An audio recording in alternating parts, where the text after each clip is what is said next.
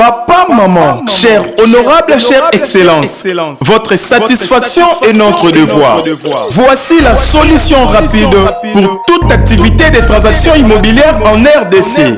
Pour la vente, l'achat et la mise en location.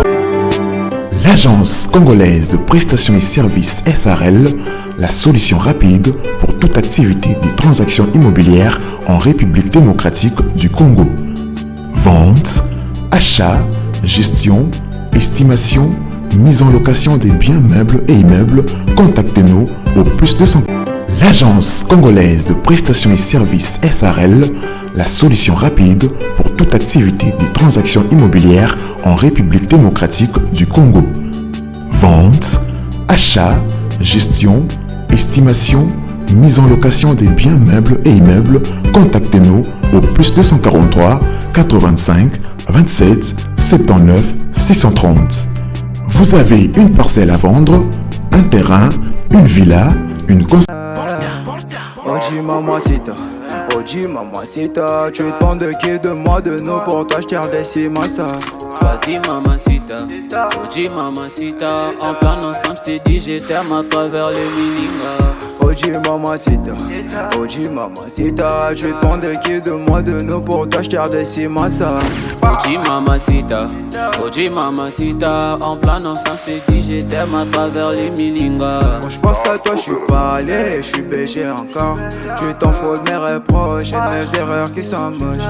La bonne j'arrange mes souvenirs dans la rage de deviens rage. Quand je suis dans le Mbote libota na ngai mbote na biso awa tozali na UPEN nde tolobaka toujours que Ngaliema eza commune moko très monene oyo eza na ba diversité ya ba quartier et puis ba quartier moko très résidentiel. Donc wana awa toza biso nyonso tozomona niveau ya quartier ndenge ezaleli bien construit, bien conçu. Donc marambo vraiment eza très kitoko. Wana tolakisaki quartier awa tokoti siko na kati ya lupango. Donc lupango yango oyo ezotekama eza morcellement oyo ezalaki ebele basombi totikali na 3 terrains awa oyo ezotekama.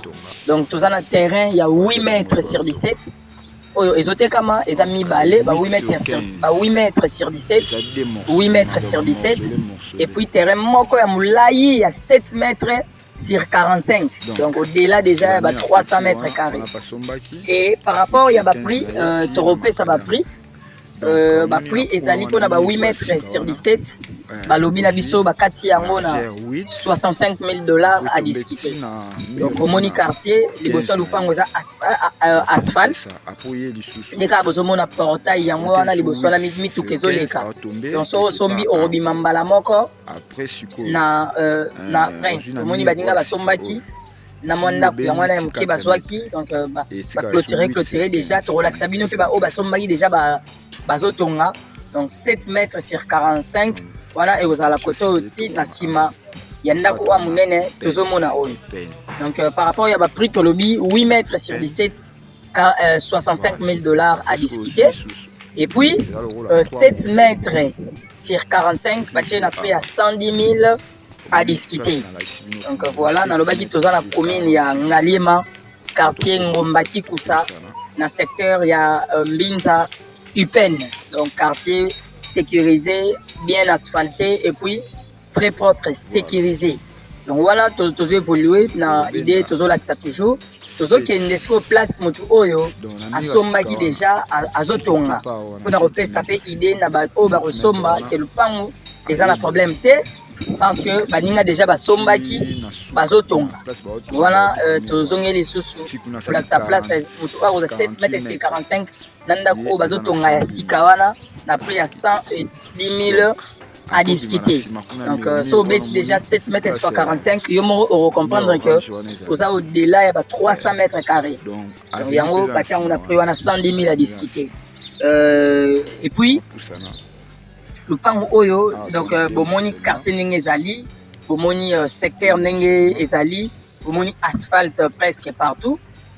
Tala ndenge eza plat, donc terrain eza plat, terrain eza na emplacement moko, il y a bien $65,000 à discuter pour na 8 mètres sur 17. et puis 110 000 à discuter pour un terrain, il y a pour le lupango où ils en ont il y a 7 mètres sur 45. Wana awa to comme déjà na suka tozo lakisa sikoyo bat o basombaki o déjà babandaki ko tonga pour na ko prouver que lupango ils en a problème te. Wana moninga yeyo asombaki azotonga déjà kutu a comme déjà je crois na premier niveau l'inton déjà donc avancement total. Pour na ba o ba rozala intéressé na ba lupango oyo to na terrain oyo abengi biso na numéro oyo eza affiché na se ya ba TV na bino na se ya ba téléphone na bino bromo na numéro eza wana abengi biso to solola to sala visite to négocier to vérifier ba documents et puis to somba yango. Merci beaucoup, bonne chance à tout le monde.